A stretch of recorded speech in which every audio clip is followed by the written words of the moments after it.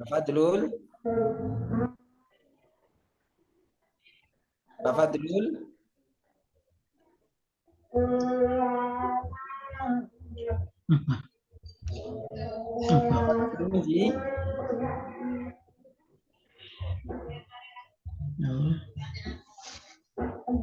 Silakan, siapa yang jawab lagi? Oh, iya, Ya Pak, yang Pak Muhdi. ya, Pak Muhdi. mungkin yang dimaksud teori biaristik itu, behavioristik itu adalah suatu interaksi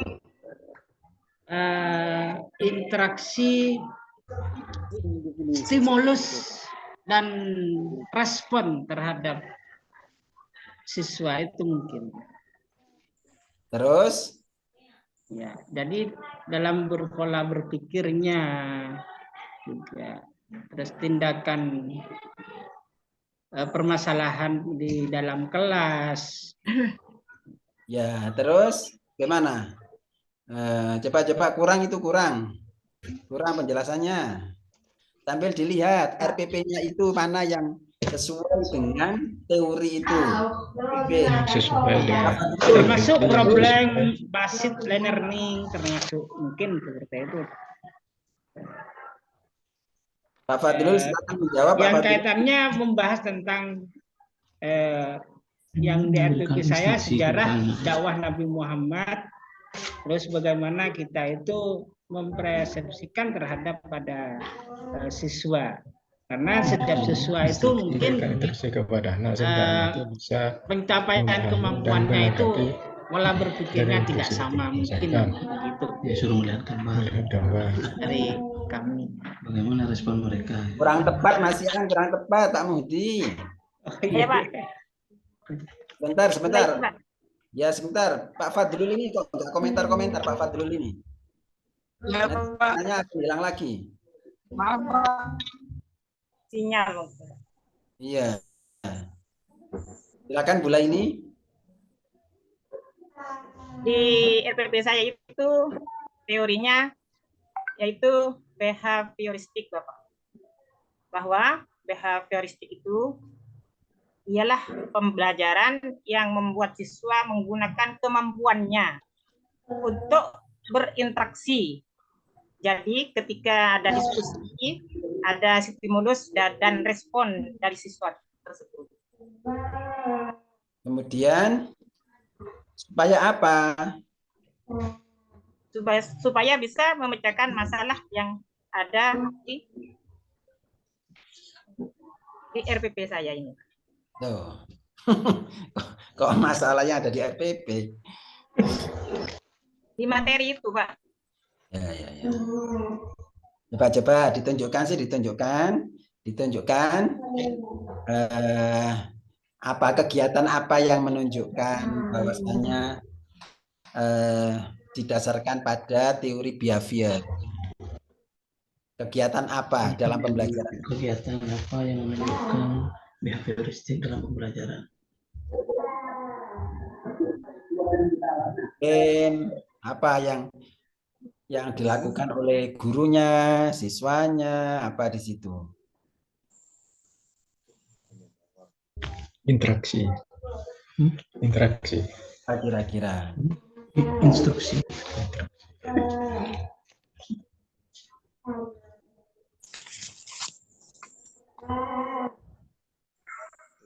Saya ini mana? Penerapan guru lebih banyak memberikan instruksi 3 kelompok, Pak. Untuk siswa saya, Pak. Untuk memecahkan masalah lebih banyak memberikan instruksi yang ditanyakan oleh guru dalam mengajar, salah satunya. Coba Pak Maktum ingin menjawab apa Pak Maktum? Pak Maktum rupanya mulai tadi bincang-bincang terus Pak Maktum ini. Ya, silakan Pak Maktum. Ingin menjawab apa? Silakan disampaikan. Pelajaran. Suaranya belum masuk Pak Maktum.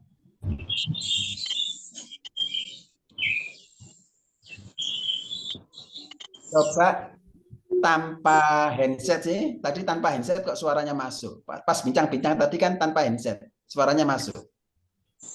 Saat mengajar, guru itu lebih banyak memberikan instruksi kepada anak, sehingga anak itu nantinya bisa merespon apa yang diberikan itu dari guru itu. Ya, segala menampakkan gambar gitu. Jadi anak itu bisa mengambil pemahaman dari hal itu. Pak Maktum itu suaranya siapa? Seperti Pak Maktum merespon itu tadi. Saya, Pak. Itu di depannya Pak Maktum itu sama siapa?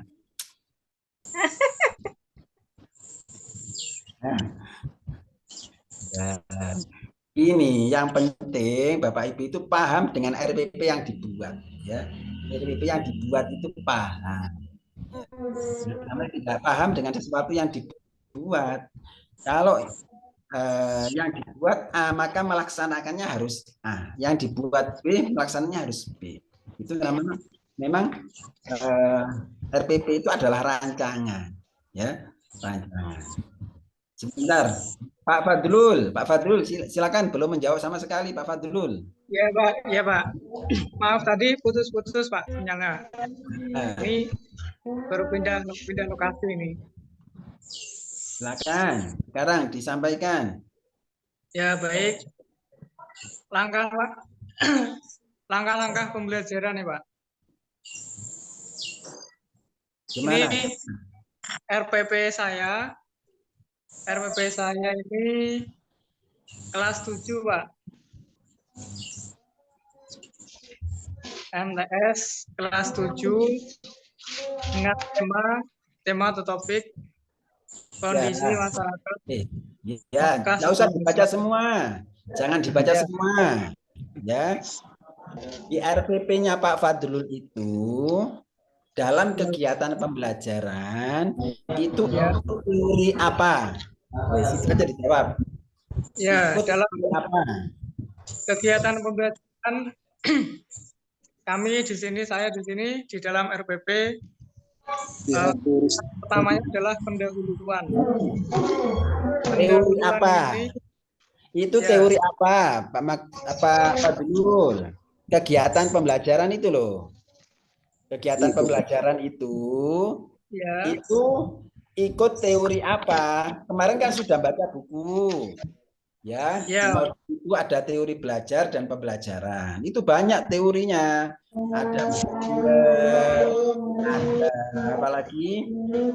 Konstruktivistik.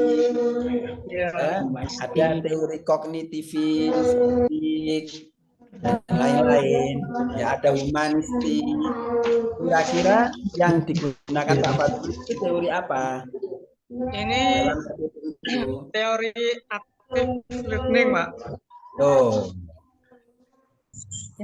Active learning itu bukan teori belajar pembelajaran, bukan. Ya. Bukan teori active learning. Ya, itu model pembelajaran namanya.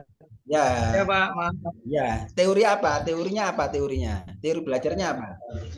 Menggunakan apa? Teori seperti PBL gitu, Pak. Nah, ini namanya ini nggak siap namanya, ya. Namanya belum baca modul, iya. Ya nanti kalau ini nggak paham gimana nanti? Apa bisa ngerjakan ujian UP kan nggak bisa nanti. Ada pertanyaan-pertanyaan begitu nggak bisa jawab UP. Ya. Silakan lanjut Pak Hatis. Iya Pak, dari SPV saya ini memang teorinya memakai teori behavioristik. Apa itu? Tujuannya untuk mengedepankan perilaku siswa. Sedangkan model pembelajarannya tanya jawab, penugasan, diskusi, juga presentasi. Nah, ini kayaknya kemarin ketika meresum kan kurang memahami kayaknya ya. Jadi namanya teori belajar, misalkan konstruktivistik, ya itu adalah belajar yang kira-kira nanti siswa itu bisa membangun pengetahuannya sendiri, gitu misalkan. Nah, caranya seperti apa? Baru cari metodenya, baru cari pendekatannya, ya, pendekatan contextual teaching and learning, ya, atau misalkan apalagi active learning dan seterusnya itu, ya, tapi belum mengena ini tadi belum mengena, ya belum mengena sebetulnya belum mengena. Baik, sebelum saya tanyakan berikutnya, saya persilakan Pak Aslan dulu. Pak Aslan, menyampaikan dulu.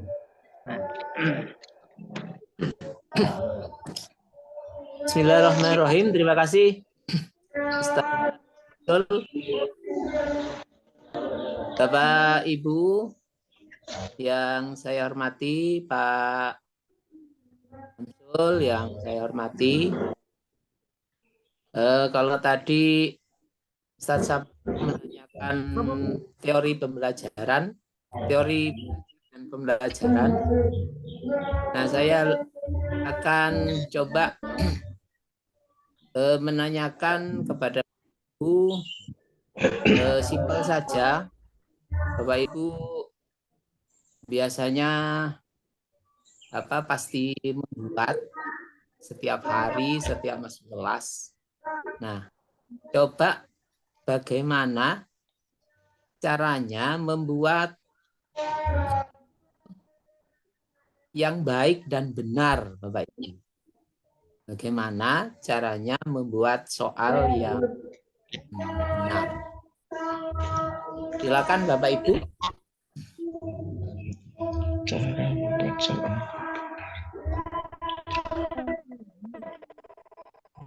Membuat soal yang benar.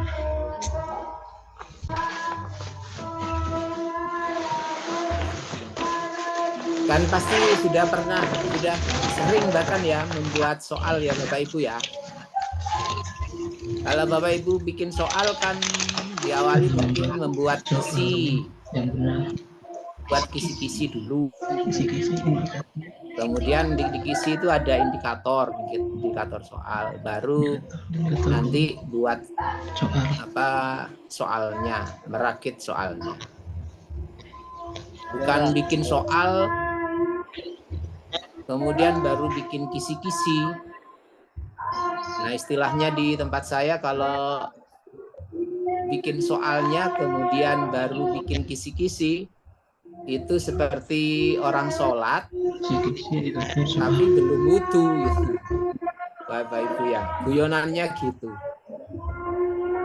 Jadi belum sholat tapi belum wudu.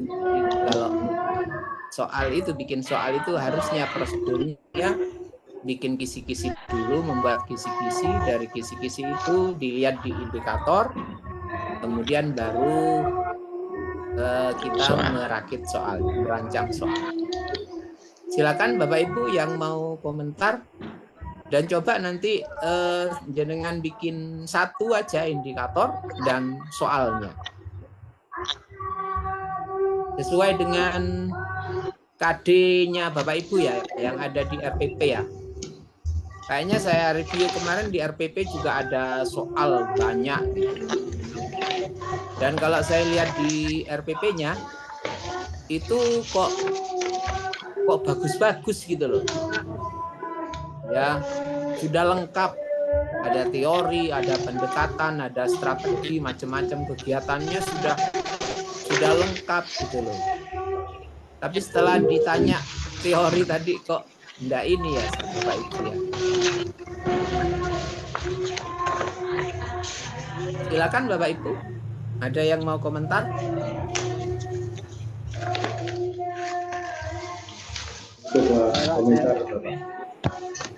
Ya Pak Alif, silakan Pak Alif. Untuk membuat soal. Minta tolong yang tidak menjawab. Bentar Pak Alif, yang tidak menjawab apa namanya, mic-nya di mute dulu ya, biar tidak mengganggu suara yang menjawab.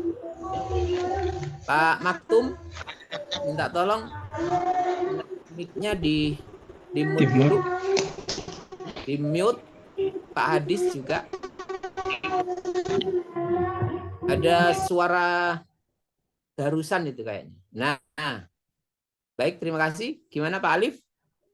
Mencoba untuk menjawab Bapak, berangkat dari soal seperti yang saya sampaikan, berangkat dari visi-visi itu memuat dari kompetensi dasar apa yang ingin di soal apa, kompetensi dasar apa yang dicapai, kemudian IPK-nya apa, indikator pencapaian kompetensinya apa, kemudian membuat indikator soalnya.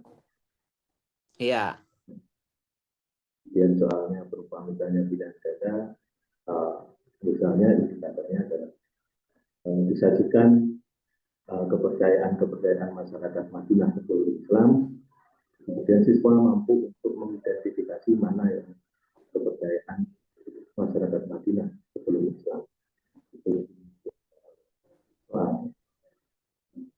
Suaranya kok kecil ya Pak Alif ya?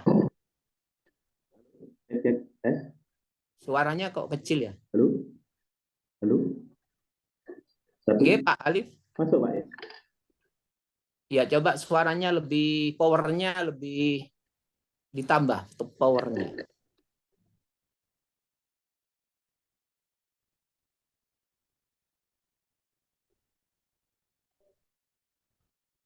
Halo? Ya dicoba Pak Alif. Siswa mampu tadi ya. Siswa mampu. Indikatornya bisa siswa mampu mengidentifikasi mengidentifikasi ya. Kepercayaan masyarakat Madinah sebelum Islam. Itu kalau teorinya belum mengidentifikasi itu masuk C berapa Pak Alif ya? Masuk ke C4, menganalisis. Coba. Menganalisis ya. Gitu. C4 ya. Masuk mengidentifikasi, mengklasifikasi, menurut saya masuk ke dalam C4. C4 itu menganalisis, C6 mengevaluasi, C5 mengevaluasi, C6 mengkreasi. Mengkreasi. Ya contoh soalnya gimana Pak Alif itu kira-kira? Kalau identifikasi tadi. Saya kasih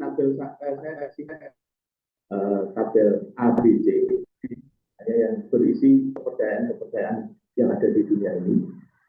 Kemudian ya, dari tabel di atas, mana kepercayaan apakah yang dianut oleh masyarakat Madinah sebelum Islam.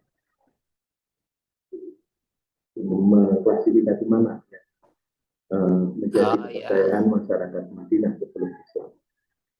Dalam pilihan tabel tadi saya sebutkan banyak, misalnya Hindu, Buddha dan lain sebagainya, yang kemudian anak mampu untuk mengklasifikasikan mana sebenarnya yang menjadi kepercayaan masyarakat Madinah sebelum Islam. Demikian Bapak. Iya. Sebentar Pak Alif ya. Ini baterai laptopnya low saya.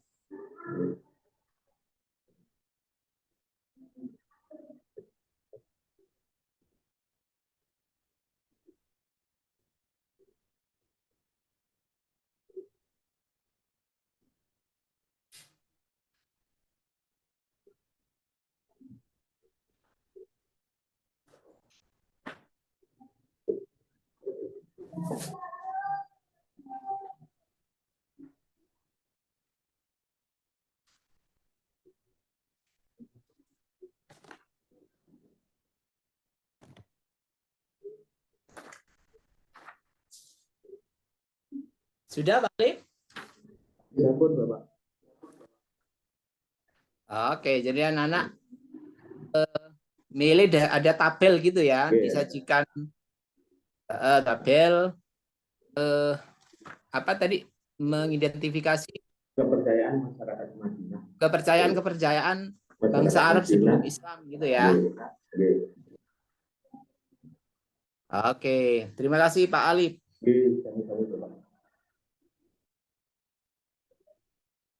Bapak Ibu yang lain?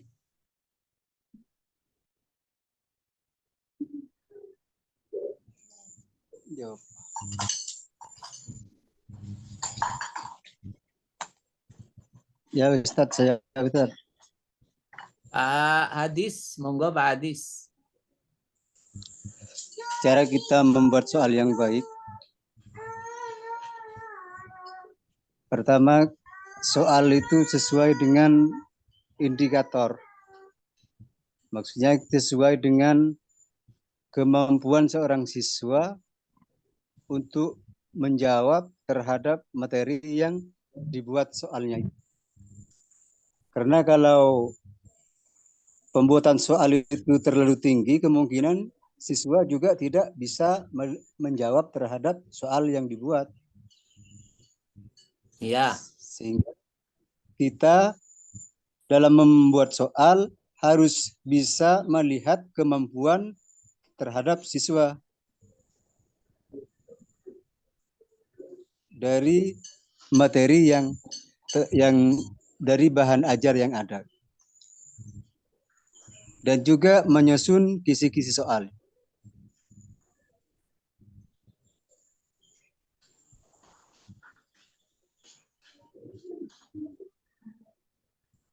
Mungkin. Iya, Pak Hadis.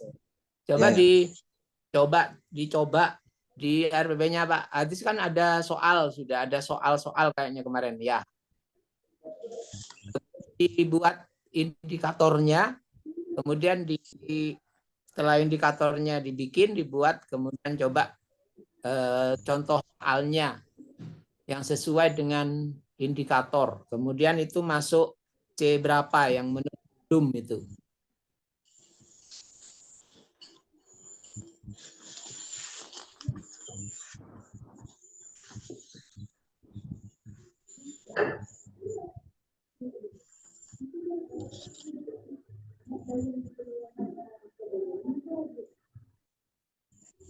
Pak Hadis, KD-nya apa di sana jenengan?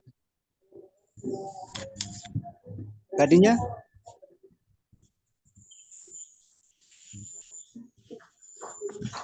Kalau yang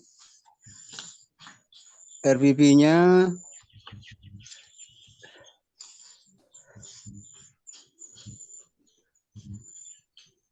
KD menerima bahwa pertolongan Allah akan datang sebagai implementasi nilai dakwah Rasulullah SAW. Yang KD3 Pak Hadis, KD3-nya, KD3 berapa itu Pak Hadis yang dilihat?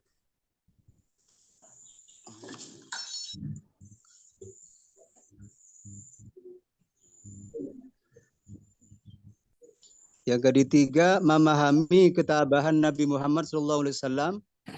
Nah, itu Pak Hadis. Benar itu KD3-nya itu. Memahami, mengidentifikasi. Coba dibuat indikator, bikin soal.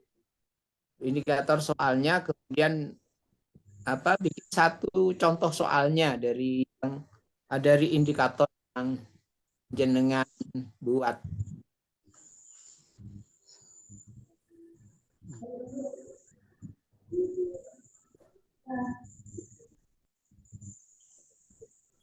Contoh soal ya, Ustaz?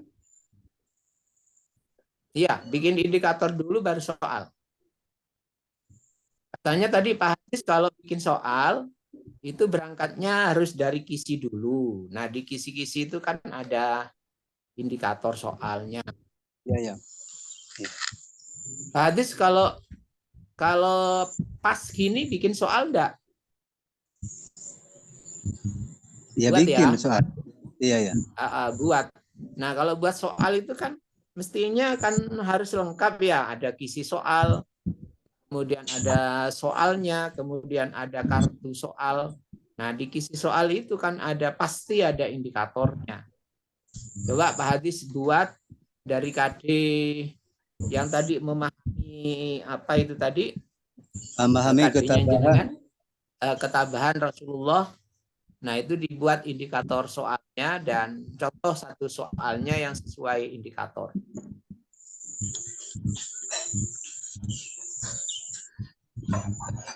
Indikatornya itu menjelaskan tentang kisah masa awal dakwah Nabi sebelum masuknya Islam, dan para sahabat sebelum masuknya Islam.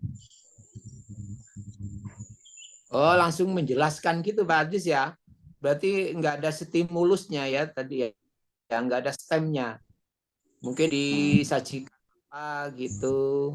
Kemudian siswa dapat menjelaskan ketabahan Rasulullah menghadapi masyarakat Mekah sebelum Islam. Disajikan apa gitu, disajikan cerita barangkali. Cerita ya. Kemudian baru siswa dia dapat menjelaskan ketabahan Rasulullah menghadapi masyarakat atau menghadapi kafir Quraisy di Mekah sebelum Islam. Soalnya gimana Pak Hadis? Kalau indikatornya seperti itu. Kalau menjelaskan itu C berapa Pak Hadis ya? Pak Hadis. Ini masuk C berapa itu? Masuk ya? C7. C7. Masuk C4 ini. Menjelaskan itu masa C4.